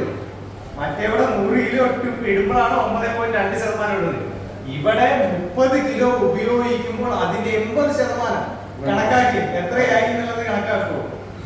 80% ഏകദേശം 25 കിലോയോളം അതിൽ കിട്ടി. 9.2 കിലോ അതിൽ കിട്ടുന്നതും 25 25 കിലോ 30 കിലോ വെറും 100 kg ഉപയോഗിക്കുന്ന സ്ഥലത്തിൽ വെറും 30 kg ഉപയോഗിക്കുന്നത് 30 kgയിൽ 25 kgയോളം ഇത് ചെടിയിലേക്ക് കിട്ടും. ഇത് ഉണ്ടാക്കേണ്ട രീതി എന്താണെന്ന് പറഞ്ഞാൽ ഇപ്പൊ നമ്മളൊരു 100 കിലോ ആണ് നമ്മൾ ഇടാൻ ഉദ്ദേശിച്ചത് എങ്കിൽ അതിൽ 1/3 മാത്രം ആക്കുക. 30 കിലോ എടുക്കുക. 30 കിലോ DAP എടുത്തിട്ട്, ഉദാഹരണം ഞാൻ 100 തന്നെ നിങ്ങൾക്ക് പറയാം, അത് കുറച്ചുകൂടെ മനസ്സിലാവാൻ വേണ്ടിയിട്ടാണ്. 100 കിലോ DAP എടുക്കുകയാണെങ്കിൽ ഈ 100 കിലോ DAPയുടെ കൂടെ 300 കിലോ ഇതിന്റെ 3 ടൈംസ്, അതായത് 100 കിലോ ആണെങ്കിൽ 300 കിലോ इसको हाफ कर दो. इसको आधा करना है 50 किलो, फिर उसमें 3 गुना करना है। 3 गुना पहले आधा करना है। 3/1 पता है. 3/1 है. हाँ. 1:3. 1:2 reduce this by 2 and then 1:3. ഇതിപ്പോ നമ്മൾ 100 കിലോ ഉപയോഗിക്കുന്നത് നിങ്ങൾ ഒരു 50 കിലോ എടുത്തോളൂ. നിങ്ങൾ ഒരു 50 കിലോ നിങ്ങൾ പകുതി, അപ്പൊ കുറച്ചുകൂടെ നിങ്ങൾക്ക് മനസ്സിലാവാൻ എളുപ്പമോ. നമ്മൾ 2 ചാക്ക് ഇടുന്നതിന് പകരം 1 ചാക്ക് നിങ്ങൾ എടുക്കുക. 1 ചാക്ക് എടുത്തിട്ട് ഈ 1 ചാക്കിന്റെ കൂടെ 3 ചാക്ക്, അതായത് 150 കിലോ വരുന്നത് പോലെയുള്ള വളം നിങ്ങൾ എടുക്കുക. കാലിവളം എടുക്കുക. കാലിവളം 150 കിലോ എടുക്കുക. അതല്ല, കാലിവളം കിട്ടാത്ത ആൾക്കാരാണെങ്കിൽ 150 കിലോ സാധാരണ മണ്ണെടുക്കുക. നമ്മുടെ സാധാ മണ്ണെടുത്ത് 150 കിലോ മണ്ണെടുത്തിട്ട് അല്ലെങ്കിൽ 150 കിലോ ചാണകം എടുത്തിട്ട് ആ ചാണകത്തിൽ ഈ 50 കിലോ വളം ഇതിന് മിക്സ് ചെയ്യുക. മിക്സ് ചെയ്ത് കഴിഞ്ഞാൽ ടോട്ടൽ 200 കിലോ ആയി അത് മാറും. നമ്മളവിടെ 100 കിലോ ഉപയോഗിക്കേണ്ട ഒരു സാധനത്തിന് വെറും അതിന്റെ പകുതി മാത്രം 50 കിലോ എടുത്തിട്ട് 3 ഇരട്ടി മണ്ണ് ചേർക്കുക, അല്ലെങ്കിൽ 3 ഇരട്ടി ചാണകം ചേർത്ത് അത്യാവശ്യം ഉണങ്ങിയ വളം ഡ്രൈ ആയിട്ടുള്ള വളം, അതായത് ഓൾറെഡി പച്ച ചാണകം പറ്റില്ല, ഉണങ്ങിയ ചാണകമായിരിക്കും. ഉണങ്ങിയ ചാണകമായിട്ട് ഇത് മിക്സ് ചെയ്യുക, അല്ലെങ്കിൽ മണ്ണുമായിട്ട് മിക്സ് ചെയ്ത് അടിയിൽ ഒരു പോളിത്തീൻ നിങ്ങൾ വിരിക്കുക. പോളിത്തീൻ വിരിച്ചതിന് ശേഷം ആ ഇതിൽ വേണം മണ്ണോ ചാണകമോ കൊട്ടാൻ. കൊട്ടിയിട്ട് ഈ 50 കിലോ യൂറിയ അല്ല DAP 50 കിലോ ഈ DAP അതിൽ മിക്സ് ചെയ്ത് ഇതിലെ മൂത്രം, പശുവിന്റെ മൂത്രം ഇടുക. അതേപോലെ തന്നെ ഇതിൽ എന്താണ് മെയിൻ എന്ന് പറഞ്ഞാൽ നമ്മളിതിൽ മൈക്രോ ഓർഗാനിസത്തെ ഡെവലപ്പ് ചെയ്യണമെങ്കിൽ ഈ സൂക്ഷ്മാണുക്കൾ ഇതിൽ വരണം. സൂക്ഷ്മാണുക്കൾ ഭക്ഷണവും വേണം. അത് ഞാൻ പറഞ്ഞുതരാം. ഒന്ന് പശുവിന്റെ മൂത്രം, ഒന്ന് ഗുഡ് എന്ന് പറഞ്ഞു കഴിഞ്ഞാൽ നമ്മുടെ ജാങ്കിരി വെല്ലം, നമ്മൾ സാധാരണ വെല്ലം. കാരണം മൈക്രോ ഓർഗാനിസത്തിന്റെ ഭക്ഷണം എന്ന് പറയുന്നത് മധുരവും. ആ മധുരം നമ്മളതിൽ ഇട്ടുകൊടുത്താലേ മൈക്രോ ഓർഗാനിസം ആകർഷിക്കാൻ അതിലേക്ക് വരുള്ളൂ. അപ്പൊ മൂത്രം, പശുവിന്റെ ചാണകം, ഈ ഗുഡ് ഇതെല്ലാം, അല്ലെങ്കിൽ വൈസ്നോ മിറ്റ എന്ന് പറയും. വൈസ്നോ മിറ്റ എന്ന് പറഞ്ഞ് നമ്മുടെ കിസാൻ പാഠശാലന്റെ ഒരു പ്രോഡക്റ്റ് ഉണ്ട്. അതായത് ഈ ജീവികൾക്കും ഇതിലേക്ക് ഭക്ഷണത്തിന് പോലെ കഴിക്കാനുള്ള ഒരു സാധനം, അതിന്റെ സ്പ്രേ ഉണ്ട്, വൈസ്നോ മിറ്റ എന്ന് പറയും. അത് കിസാൻ പാഠശാല പ്രത്യേകമായിട്ട് ഉണ്ടാക്കിയ വൈസ്നോ മിറ്റ എന്ന് പറഞ്ഞ പ്രോഡക്റ്റ് ഉണ്ട്. ആ പ്രോഡക്റ്റ് 50 ഗ്രാംസ്, വെറും 50 ഗ്രാം, അത് 1/2 കിലോ 500 രൂപയേ ഉള്ളൂ. കിലോ 1000 രൂപ, 50 ഗ്രാം വന്ന് വെറും 50 രൂപയേ ഉള്ളൂ. ഈ 50 രൂപയുടെ ഈ സാധനം ഇതെല്ലാം കൂടെ മിക്സ് ചെയ്യുക. അടിയിലൊരു പോളിത്തീൻ കവർ വിരിച്ചിട്ട് അതിന്റെ മേലെ നിന്നിട്ട് നന്നായി മിക്സ് ചെയ്യുക. മിക്സ് ചെയ്തിട്ട് കുറച്ച് വെള്ളം, നല്ല രീതിയിൽ ഒന്ന് വെള്ളം മുകളിൽ നിന്ന് തെളിച്ചു കൊടുത്തിട്ട് നന്നായി കാറ്റ് പുറത്തേക്ക് പോവാത്തത് പോലെ മൂടി അങ്ങോട്ട് വെക്കുക. 3 ദിവസം ഇത് മൂടി വെക്കണം. 3 ദിവസം മൂടിയതിനു ശേഷം 4ാം ദിവസം ഇത് തുറക്കണം. ഈ മൂടി വെച്ചത് എയർ ടൈറ്റിൽ മൂടി വെക്കണം. അതിനുശേഷം തുറക്കണം. തുറന്നതിന് ശേഷം ഇതിനുള്ളിൽ ഒരു ചൂടുണ്ടാവും, ഒരു ആവി ഉണ്ടാവും. അത് പുറത്തേക്ക് പോകണം. ആ ആവി ഒരു രാത്രി ഫുള്ളായിട്ട് പുറത്തേക്ക് പോകണം. പുറത്തേക്ക് പോയതിനു ശേഷം ഇതിനൊന്ന് കൊത്തി ഇളക്കുക. ഒന്ന് നന്നായി ഇളക്കിയതിനു ശേഷം വീണ്ടും ഒന്ന് വെള്ളം തെളിച്ചിട്ട് ഒരു 2 ദിവസം കൂടെ വേണമെങ്കിൽ മൂടി വെക്കാം. മൂടി വെച്ചിട്ട് പിറ്റേ ദിവസം നിങ്ങൾ അതിന് വീണ്ടും 2 ദിവസം കഴിഞ്ഞ ശേഷം വീണ്ടും തുറക്കുക. തുറന്ന് നന്നായി ഒന്ന് മിക്സ് ചെയ്തിട്ട് നിങ്ങൾ ആ സാധനം നേരെ എടുത്തിട്ട് വരിക, നിങ്ങളുടെ ഫീൽഡിലേക്ക് അപ്ലിക്കേഷൻ ആയിട്ട് ചെയ്തു വിടുക. മൊത്തം 8 നാൾ മിനിമം അത് വെക്കണം. അതാണ് ഈ 3 ഡേയ്സിന്റെ പ്രക്രിയ. 3 ഡേയ്സിൽ വൺസ് നമ്മൾ തുറക്കുക, വെള്ളം സ്പ്രിങ്കിൾ ചെയ്യുക. ഇതാണ് ഇതിന്റെ ഒരു കോൺസെപ്റ്റ്. അങ്ങനെ 8ാമത്തെ ദിവസം പിന്നെ അടച്ചു വെക്കണം. അതിന്റെ ആവി പോയതിനു ശേഷം അതിന് ഹീറ്റ് വരും. ആ ഹീറ്റ് പുറത്തേക്ക് വെച്ചിട്ട് വീണ്ടും ക്ലോസ് ചെയ്ത് വെക്കണം. ക്ലോസ് ചെയ്ത് അങ്ങനെ 2 പ്രാവശ്യം വെള്ളം തെളിച്ച് 3 ദിവസത്തിലൊരിക്കൽ വെള്ളം തെളിക്കാൻ ശ്രമിക്കുക. അങ്ങനെ വീണ്ടും 2 ദിവസം മൂടി വെച്ചതിന് ശേഷം വീണ്ടും ഒന്ന് വെള്ളം തെളിക്കുക. മൊത്തം 8 ദിവസം കറക്റ്റ് ആയാൽ മാത്രമേ ഇതിന്റെ ഒരു മിനിമം ഡീകമ്പോസിഷൻ ഇതിൽ നടന്ന് ഈ കെമിക്കൽസ് മുഴുവൻ ബോണ്ടിങ് ബ്രേക്ക് ആവും. അങ്ങനെയല്ല, അത് ഒരു രാത്രി, ഇത് 8 ദിവസത്തെ പ്രക്രിയയാണ്. പിന്നെ രാവിലെ വന്ന് വീണ്ടും വെള്ളം തെളിച്ച് അടച്ചു വെക്കുക. പിന്നെയും അതേപോലെ ഒരു 3 ദിവസം കഴിഞ്ഞിട്ട് വീണ്ടും പ്രക്രിയ. അങ്ങനെ 8 ദിവസം 2 പ്രാവശ്യം ചെയ്യാം. 2 പ്രാവശ്യം തുറന്നു വെക്കാം. അങ്ങനെ 8 ദിവസം ഇതിന് ശേഷം 9ാമത്തെ ദിവസം നമുക്ക് ഇത് എടുത്ത് ഉപയോഗിക്കാവുന്നതാണ്. 9th ഡേ നമുക്ക് ഇത് യൂസ്, നമുക്ക് ഡയറക്റ്റ് ഫീൽഡിൽ കൊണ്ടുപോയിട്ട് അപ്ലിക്കേഷൻ മാത്രമാണ് പറഞ്ഞത്. യൂറിയയുടെ പ്രൊസീജിയർ വേറെ. പൊട്ടാഷ്യം DAP മാത്രമേ ഇതിൽ പ്രക്രിയ ഉപയോഗിക്കാൻ പറ്റൂ. No urea. അതെല്ലാം ഉപയോഗിച്ചോളൂ. യൂറിയുള്ള അതല്ലല്ല ഞാൻ പറയുന്നത് സെപ്പറേറ്റ് യൂറിയ. അതിൽ നൈട്രേറ്റ് ആണ്, അത് കുഴപ്പമില്ല. സെപ്പറേറ്റ് യൂറിയ ഒരിക്കലും ഇതിൽ മിക്സ് ചെയ്യാൻ ശ്രമിക്കരുത്. അത് തനിയായിട്ട് അതിന് വേറെ ടെക്നിക്ക് ഉണ്ട്. അത് മൂപ്പര് അടുത്തത് പറഞ്ഞു. ഇപ്പൊ DAP പൊട്ടാഷ്യന്റെയും മാത്രമാണ് ഇത് മൂപ്പര് പറഞ്ഞിരിക്കുന്നത്. എന്നിട്ട് അതിനുശേഷം ഈ 200 കിലോ നമുക്ക് അപ്പോഴേ 100 കിലോ ആണ് ഇടുന്നത്. അത് പകുതി ചെലവിൽ നമുക്ക് 200 കിലോ കിട്ടി. ഈ 200 കിലോ നമ്മൾ ഡയറക്റ്റ് ഫീൽഡിൽ 8 ദിവസങ്ങൾക്ക് ശേഷം അപ്ലൈ ചെയ്യാം. അപ്ലൈ ചെയ്ത് കഴിഞ്ഞാൽ എന്താണ് ഒരു ഗുണം എന്ന് പറഞ്ഞാൽ, അപ്പോഴേ നമ്മൾ പറഞ്ഞു 28 ദിവസം കഴിയുമ്പോഴാണ് ഈ ഫോസ്ഫറസ് ഡീകമ്പോസ് ആയിട്ട് ചെടികൾക്ക് കിട്ടുന്നത്. ഇവിടെ നിങ്ങൾക്ക് ഓൾറെഡി ഇത് ഡീകമ്പോസ് ആയതുകൊണ്ട് ഇവിടെ ഒരു ഗുണമുണ്ട്. ഈ സാധനം നിങ്ങൾ മണ്ണിൽ ഇടുകയാണെങ്കിൽ കെമിക്കൽ റെസിഡ്യൂ ഫ്രീ എന്നുള്ള കണ്ടന്റ് ആണ്. റെസിഡ്യൂ ഫ്രീ കിട്ടുകയും ചെയ്യും. 80% അബ്സോർപ്ഷൻ, 20% മറ്റും 80% ചെടികൾ പോയി.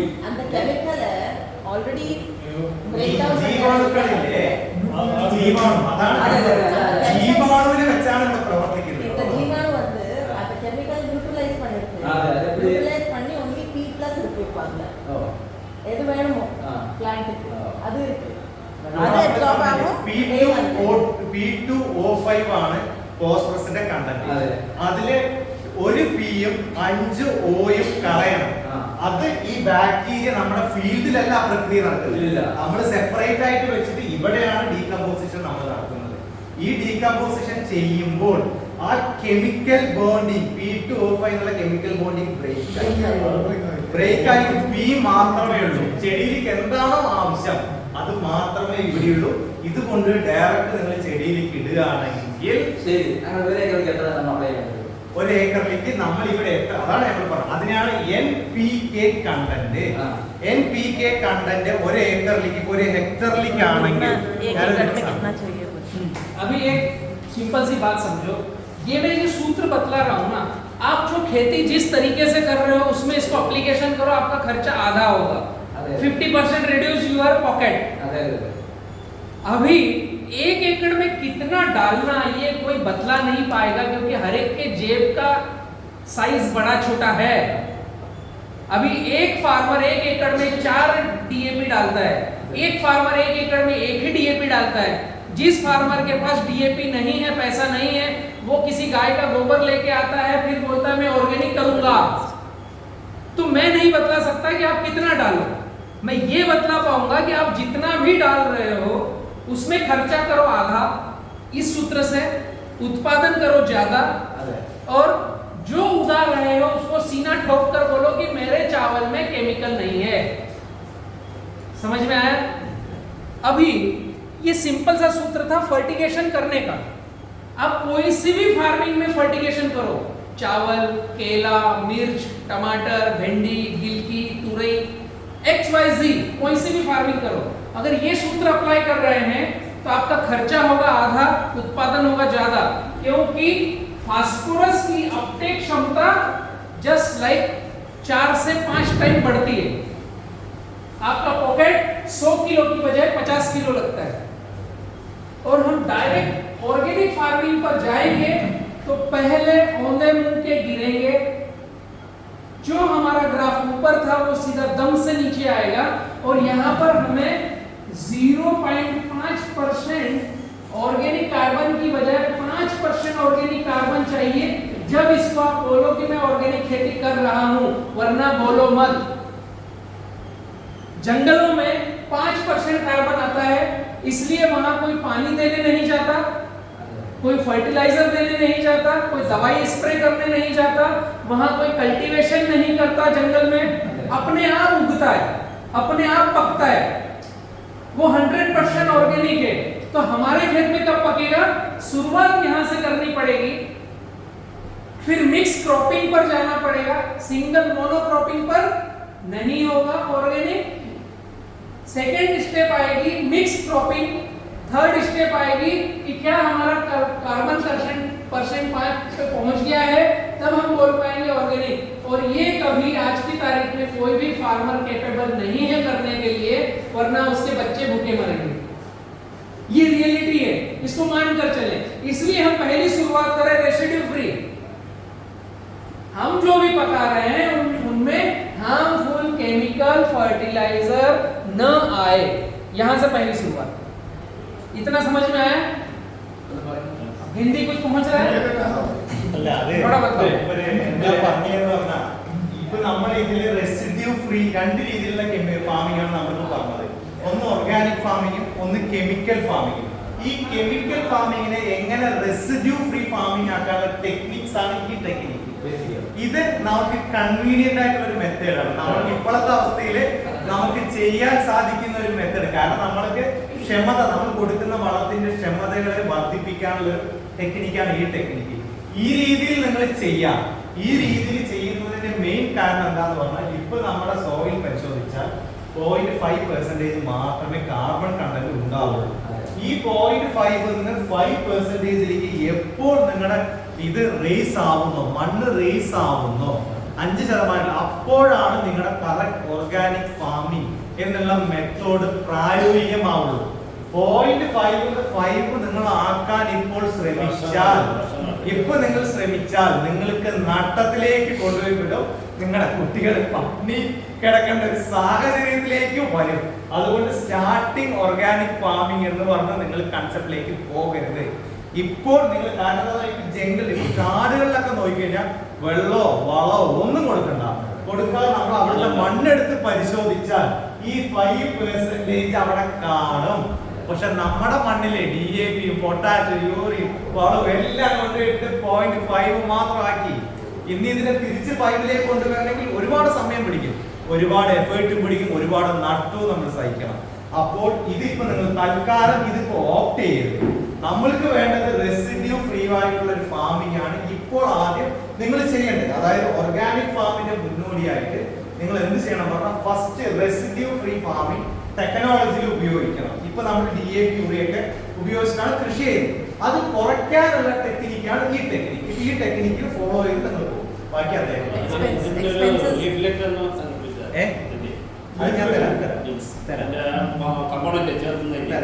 यहाँ तक समझ में आया? खर्चा कम, उत्पादन ज्यादा. ओके, एक्सपेंसेस रिड्यूस आना, केमिकल रिड्यूस आना. यह एक प्रक्रिया थी फर्टिलाइजर की. अब एक प्रक्रिया होती है स्प्रे शेड्यूल की, जो मैंने आपको बताया कि आपके चावल अच्छे कैसे पकेंगे. हेलो, चावल अच्छा कैसा पकेगा, उसमें जो भी आप फर्टिगेशन कर रहे हो तो पहली शुरुआत यहाँ से करो. फिर नेक्स्ट आता है spray schedule. Spray schedule. Spray फवारनी सिंपल सी टेक्निक है, मिट्टी का स्प्रे, VEM स्प्रे. फर्टिगेशन समझ में आया कैसे देना है. अब किसी भी फसल में स्प्रे कैसे देना है ताकि आपका चावल यहाँ का यूनिक निकल के आए, एक्स्ट्रा ऑर्डिनरी निकल के आए, और उसमें कुछ यूनिक आइडेंटिटी निकल के आए, उसमें न्यूट्रिशन अलग से यूनिक निकल के आए. उसके लिए हम स्प्रे लेंगे. क्या? मिट्टी का स्प्रे. एक स्प्रे का कंपोजिशन बतलाता हूँ जो हम हर फसल में कर सकते हैं. और चावल में जब नर्सरी लगाएं, नर्सरी के हर 7-7 दिन में करें, फील्ड में जाए फिर 7-7 दिन में करें. प्लांटेशन टू टिल हार्वेस्ट मिट्टी का स्प्रे. मिट्टी का स्प्रे मिट्टी कहां से लेनी है? जंगल की.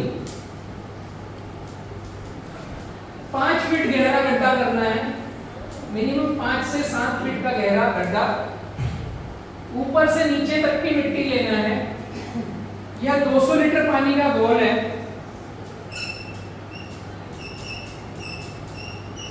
वाटर 200 लीटर पानी, 20 kg जंगल की मिट्टी,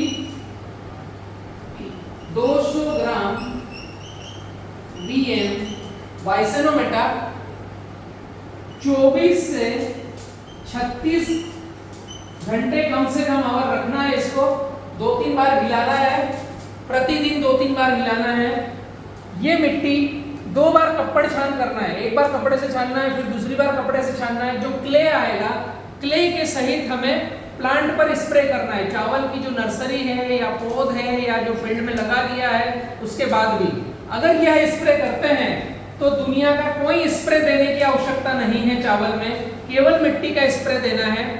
इसको बाद में गड्ढे को ढक दें, अंधेरा रहना चाहिए, तो पुनः यहाँ से हम मिट्टी निकाल सकते हैं. अगर ये प्रक्रिया करी तो होगा क्या? वाइसेनोमेटा 200 ग्राम जैसे ही पानी में जाएगा तो कार्बन डाइऑक्साइड निकालेगा, और पौधे को श्वास लेने के लिए कार्बन डाइऑक्साइड चाहिए. तो वाइसेनोमेटा वाला पानी पौधे को जब स्प्रे करते हैं तो उसके फोटोसिंथेसिस ओपन होते हैं और वह श्वास अच्छे से लेता है और वह भोजन ज्यादा बनाता है सूर्य प्रकाश में. वाइसेनोमेटा खुद ही सुक्रोज उसके अंदर आता है तो पौधे का भोजन है. वाइसेनोमेटा के अंदर वो अर्क आता है जो कि सभी तरह के वायरल और बैक्टीरिया को दूर भगाता है. जो 20 किलो मिट्टी हमने डाली है ऊपर से नीचे तक की, ये 20 किलो मिट्टी जो डाली है गड्ढा करके, ये जो सतह है, ये सतह में पहली जो सतह है यह 1.5 फीट की, यह बैक्टीरिया का महासागर है.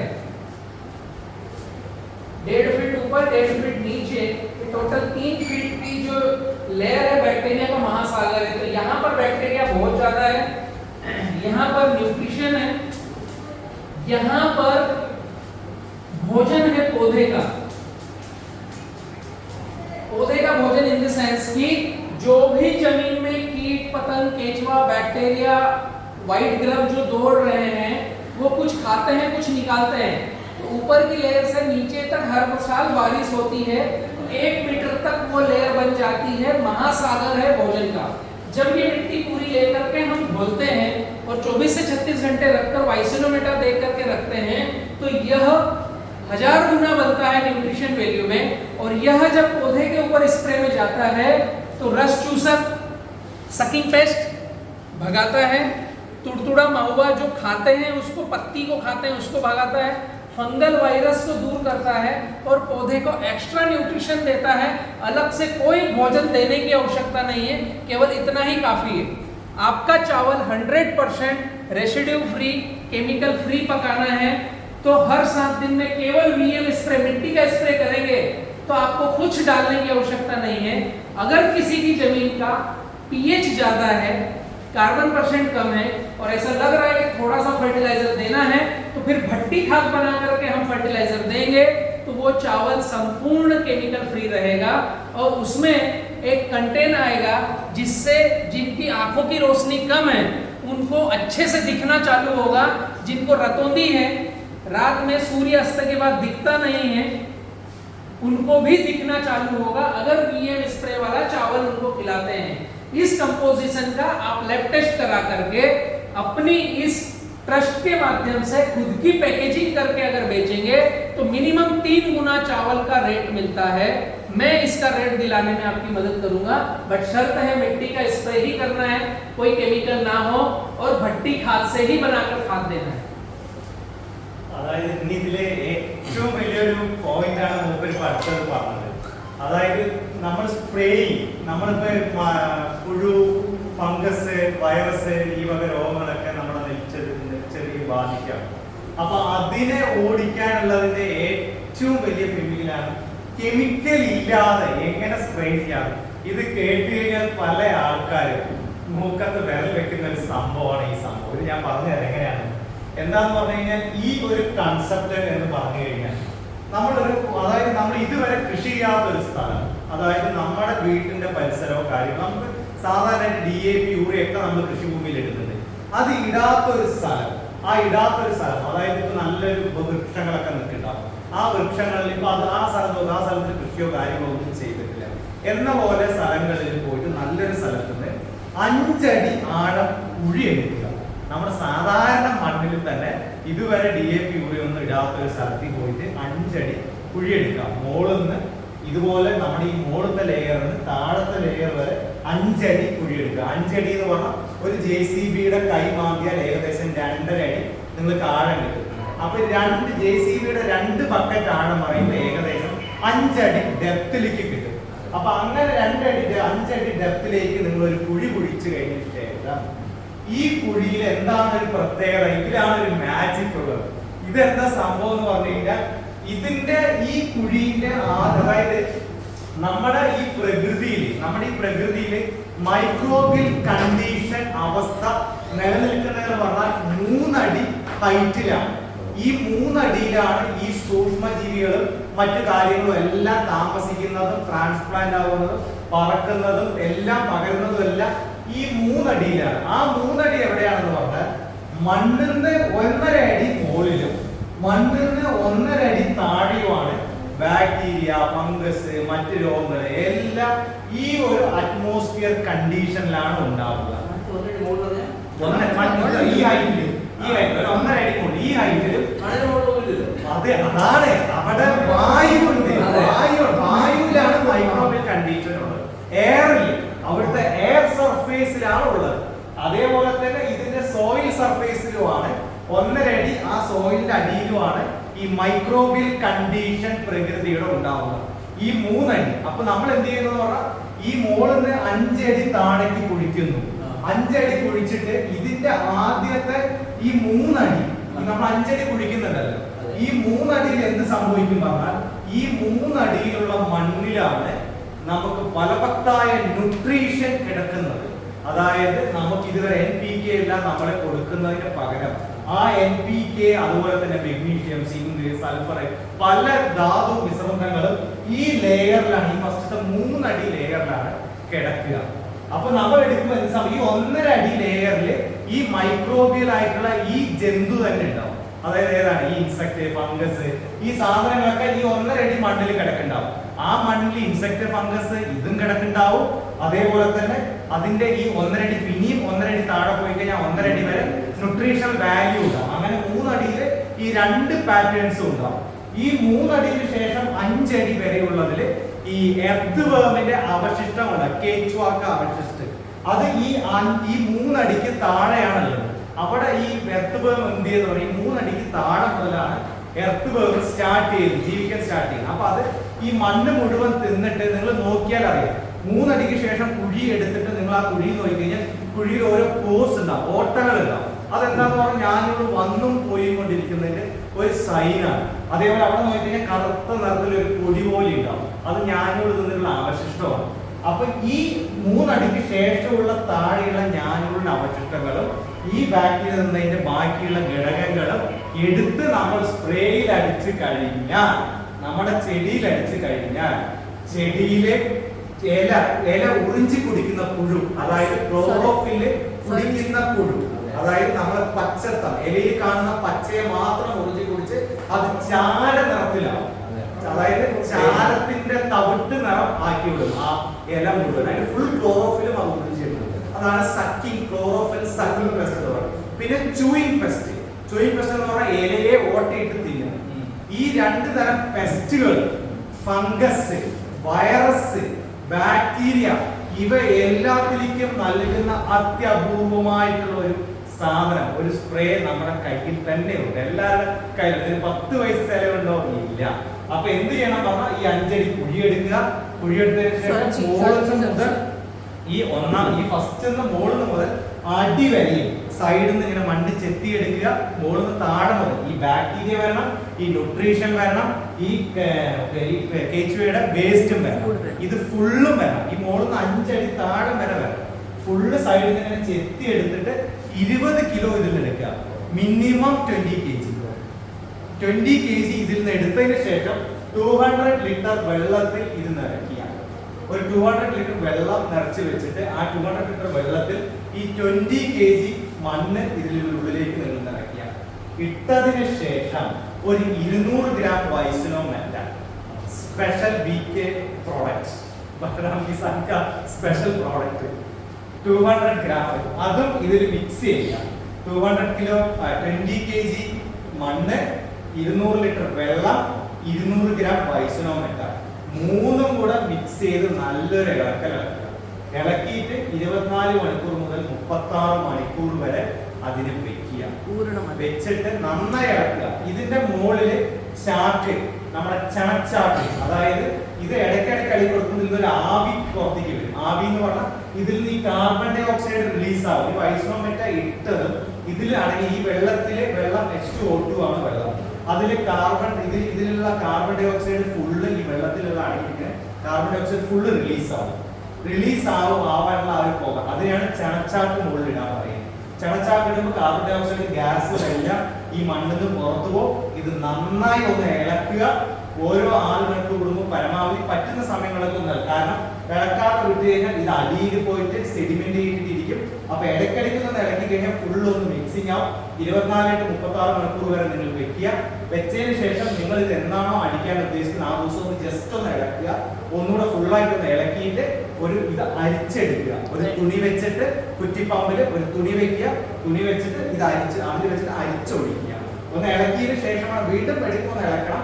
ഇളക്കിയിട്ട് നമ്മൾ സ്പ്രേ പമ്പ് എടുക്കുമ്പോൾ സ്പ്രേ പമ്പിന്റെ നോസിൽ പോയി ബ്ലോക്ക് ആവരുത്. ബ്ലോക്ക് ആവാത്തതുകൊണ്ട് നല്ലൊരു തുണി വെക്കുക. ആ തുണിയിൽ നിന്ന് ഫിൽറ്റർ ചെയ്ത് ഈ വെള്ളം അതിൽ ഒഴിക്കുക. ഒഴിച്ചിട്ട് നന്നായി ഇതിൽ എന്താണ് ഒരു ബെനിഫിറ്റ് എന്ന് പറഞ്ഞു കഴിഞ്ഞാൽ ഈ സാധനം ഫുള്ളായിട്ട് ഈ മണ്ണിന്റെ ലെയർ ഉണ്ടല്ലോ, ഈ മണ്ണിന്റെ ലെയർ ഇലയുടെ മേലെ ഫോം ആവും. അതായത് വെറുതെ ഇങ്ങനെ അടിച്ചാൽ പോരാ, കുളിപ്പിക്കണം. ഫുള്ള് ചെടിയെ കുളിപ്പിക്കണം. फुल धोना है, सब उसको पूरा का पूरा फसल है पूरा नहाना है. ऐसा नहीं है कि थोड़ा स्प्रे करके जाना नहीं है, क्योंकि एक मिट्टी का पूरा पत्तों पे लगाना है.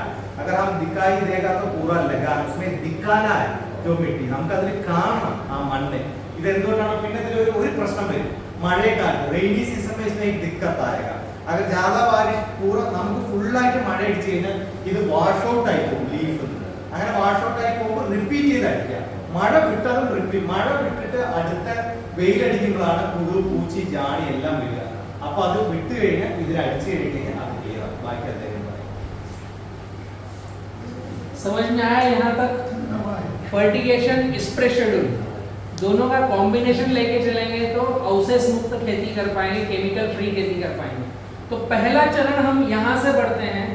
यहाँ से जब हम बायोमास आच्छादन करेंगे और ऑर्गेनिक कंटेंट बढ़ाएंगे तो अगले चरण में मैं आपको organic farming A to Z सिखाने के लिए आऊंगा। ओके, फर्स्ट सूत्र is chemical free, high yield, low खर्च और यूनिटी में फार्मिंग करें। हमारा गंगोत्री ट्रस्ट का एक ब्रांड बनाएं और वह चावल मार्केट में निकालें। ओके, ऑलरेडी मार्केट में है तो उसको अब इस तरीके से हम अगर लेकर गए तो इसमें क्या नया हमें उसका न्यूट्रिशन वैल्यू मिल रहा है वह स्टिकर लगाएं कि हम वीएम स्प्रे करके दे रहे हैं तो ये न्यूट्रिशन वैल्यू एक्स्ट्रा है। ये ऑलरेडी प्रूवन है, कई सारे देशों में इसमें मान्यता मिली है, कई सारे देश इसको इंपोर्ट कर रहे हैं। तो आप इसमें आपका दिमाग लगा करके और क्या बेस्ट कर सकते हैं। और मुझसे कोई अभी तक की जो चर्चा हुई इसमें कोई प्रश्न पूछना हो बताइए। लगभग आज का सेशन में विराम देता हूँ। धन्यवाद। आपका जो स्प्रे का एक थोड़ा सा एक मिस हो गया, वो भी जी बताइए। ഇതില് ഈ സ്പ്രേ അടിക്കുന്നതിന്റെ ഒരു ഗുണം നിങ്ങൾക്ക് ഞാൻ പറഞ്ഞു തന്നില്ല. അതായത് ഈ സ്പ്രേ നമ്മൾ ഈ മിട്ടിയുടെ സ്പ്രേ നമ്മൾ അടിച്ച് ആ ഒരു നെൽകൃഷി നമ്മൾ ഉത്പാദിപ്പിക്കുമ്പോഴുള്ള റിസൾട്ട് ഇത് നമ്മൾ ലാബിൽ കൊണ്ട് ടെസ്റ്റ് ചെയ്തായിരുന്നു. ടെസ്റ്റ് ചെയ്തപ്പോൾ ഈ ലാബ് റിപ്പോർട്ടിൽ എന്ത് വന്നതെന്ന് പറഞ്ഞാൽ സാധാരണ കൃഷി ചെയ്യുന്നതിനെക്കാട്ടിലും ഉള്ള വൈറ്റമിൻസും മിനറൽസും കൂടുതലായിട്ട് ഈ സ്പ്രേ ചെയ്ത് കിട്ടുന്നതിലുള്ള നെല്ലിന് മണിയിലുണ്ട്. അതിൽ വലിയൊരു കാര്യം എന്താണെന്ന് പറഞ്ഞാൽ നൈറ്റ് ബ്ലൈൻഡ്നെസ് എന്ന് പറഞ്ഞൊരു രോഗം, അതായത് വെളിച്ചം താന്നു കഴിഞ്ഞാൽ കണ്ടു കാണാത്തൊരു അസുഖം. ആ അസുഖം വരെ ഇല്ലാതെ ക്യൂറായി. ആ അസുഖം ഈ അരിമണി കഴിച്ചതുകൊണ്ട് ഇങ്ങനെ ഈ റെസിഡ്യൂ ഫ്രീ ഫാമിങ്ങിൽ ഇതുപോലെ മിട്ടിക്ക സ്പ്രേ അടിച്ചുപയോഗിച്ച നെല്ല്, ഉൽപ്പാദിപ്പിച്ച നെല്ലിൽ അങ്ങനെ ഒരു സംഭവം കൂടെ ഉണ്ടായി. അതിനൊരാൾ പാറ്റന്റ് കൊടുത്തു. അപ്പൊ അതിനെല്ലാം ഗുണങ്ങൾ ഇതിൽ ഒരുപാട് ഇതൊക്കെ റിസർച്ച് ഓറിയന്റഡ് ആയിട്ട് കിട്ടിയ ഘടകങ്ങളാണ് ഇവിടെ പറഞ്ഞത്. ഈ രീതിയിൽ ചെയ്യുകയാണെങ്കിൽ മൂപ്പര് തന്നെ हमारा जो राइस है जो आता है जो प्रोडक्ट है बेचने में भी बलराम भैया ने बताया कि वो सपोर्ट करेगा। किसान पाठशाला प्लेटफॉर्म हम रखेंगे आपके साथ में, वहां से भी आपका विज्ञापन करेंगे, उसमें कोई हम पीछे नहीं हटेंगे। धन्यवाद।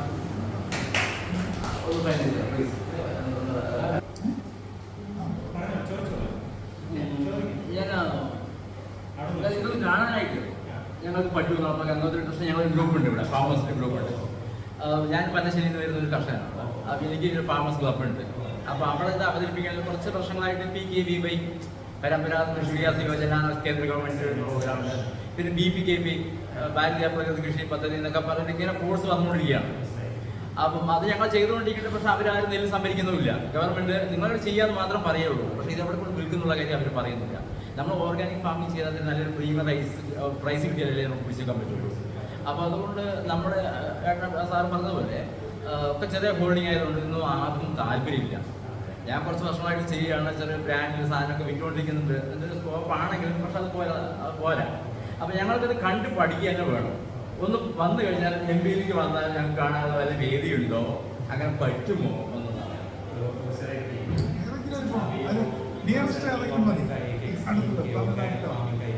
योजना वैसे कुछ स्कीम वगैरह है, उसी हिसाब से उनको करने के लिए गवर्नमेंट ने बताया है, वो कर भी रहे। मगर ये राइस तो मगर ये राइस पैडी तो प्रोक्योर नहीं कर रहे, सिर्फ करने के लिए बता रहे हैं, बाकी वगैरह कुछ भी नहीं कर रहे।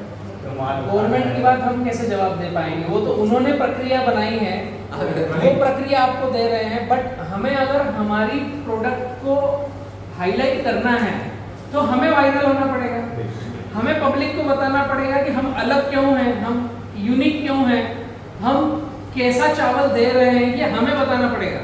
अब वो गवर्नमेंट ने एक प्रक्रिया बनाई है, वह भी चाह रही है कि फार्मर कैंसर फ्री अन्न खाए, बट उनके पास बहुत सारे काम हैं।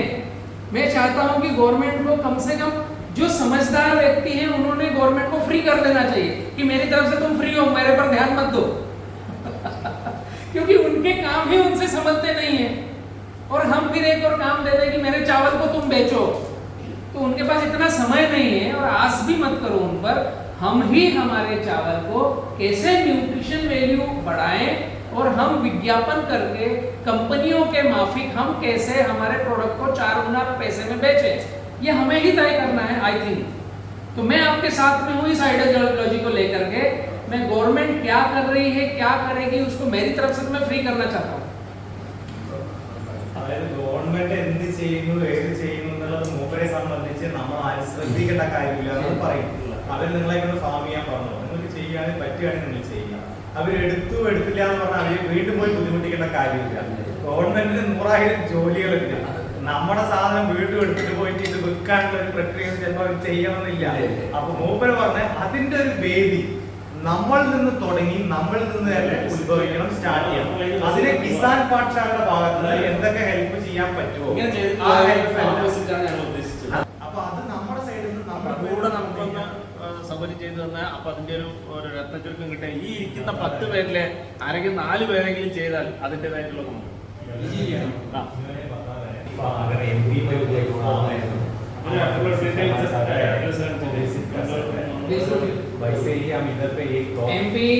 एमपी ऑलरेडी बहुत दूर है, मैं एड्रेस दूंगा, आप विजिट करने के लिए आइए। पर उसके साथ साथ पैरेलल अभी भैया के यहाँ पर केले का हम 70-30 का फार्मिंग स्टार्ट कर रहे हैं, जो यहीं पर आपको विजिट हो जाएगा। और आप में से ही कोई किसान निकल के आओ जिसका 1 एकड़, आधा एकड़, 2 एकड़ है।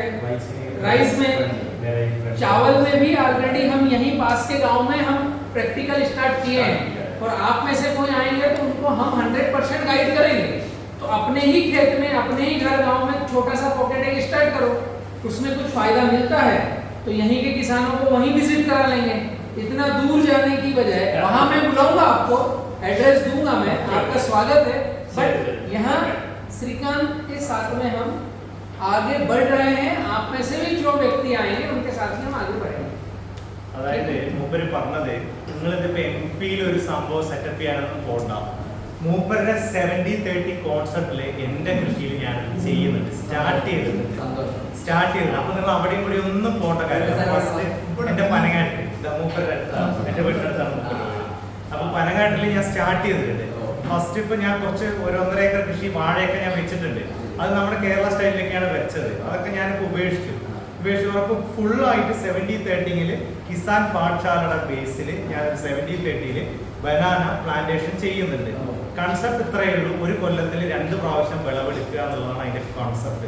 അത് നിങ്ങൾക്ക് ഇതെല്ലാം പുതുതായിരിക്കും എനിക്ക് മനസ്സിലായി, പക്ഷെ ഇത് നിങ്ങൾക്ക് ലൈവായിട്ട് എന്റെ ഫീൽഡിൽ വന്ന് കാണിച്ചു തരാം. അതേപോലെ തന്നെ പല്ലശ്ശേന പഞ്ചായത്തിൽ, ഏട്ടന്റെ പഞ്ചായത്തിൽ എന്റെ ഒരു സുഹൃത്തിന്റെ നെൽപ്പാടങ്ങളുണ്ട്. അവിടെ എന്റെ ഒരു സുഹൃത്ത് പല്ലശ്ശേന പടവന്നൂരാണ്, ദാസേട്ടൻ അറിയോ? ദാസേട്ടൻ പാർട്ടിയിലൊക്കെ ഉള്ളത്, കോൺഗ്രസിന്റെ മെക്കാനിക് ഒക്കെ ചെയ്തുകൊണ്ടിരിക്കും, TV മെക്കാനിക് ഒക്കെ. മകൻ ജയറാമൊക്കെ പോയിട്ട് പലശേനയാണ് അവിടെ. ആളുടെ ഫീൽഡ് പടവന്നൂരാണ് ഉള്ളത്. അവിടെ 1 एकड़ पैडी जो खेती कर रहे हैं, पूरा यही जो केमिकल फ्री फार्मिंग ही कर रहे हैं, वो भी किसान पाठशाला का तरीका से ही पैडी 1 एकड़ यहाँ पे कर रहे हैं. अभी जो हम पैडी खेती कर रहे हैं, अभी जो पैडी यहाँ पे खेती किया है, सत्यन टेल देम ಎಲ್ಲರಿಗೂ step by step live videos वरो for your farm. Once in a week or once in 14 days videos will be launched by you. Satyan आपके बीच का ही बच्चा है, यहीं पर आपके घर गांव के पास में कर रहा है. इनका प्लॉट आप विजिट कीजिए, देखिए. और मुझे अच्छी खुशी की बात है कि आप सबने मुझे इतना सुना. और सत्यन पूरे दिल से, मन से किसानों के लिए आपके क्षेत्र में अगुवाई करने के लिए आया. इसके लिए सत्यन को भी थैंक यू. शुरुआत अपने से ही आपको करना पड़ेगी. धन्यवाद.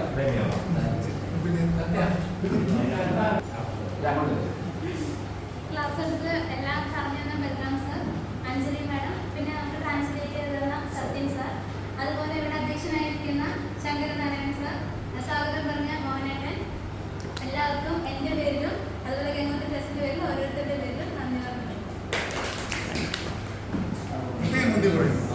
നമ്മുടെ സബ്ജക്റ്റിനെ കുറിച്ചിട്ട് ബെസ്റ്റ് ട്രാൻസ്ലേഷൻ ആയിരുന്നു.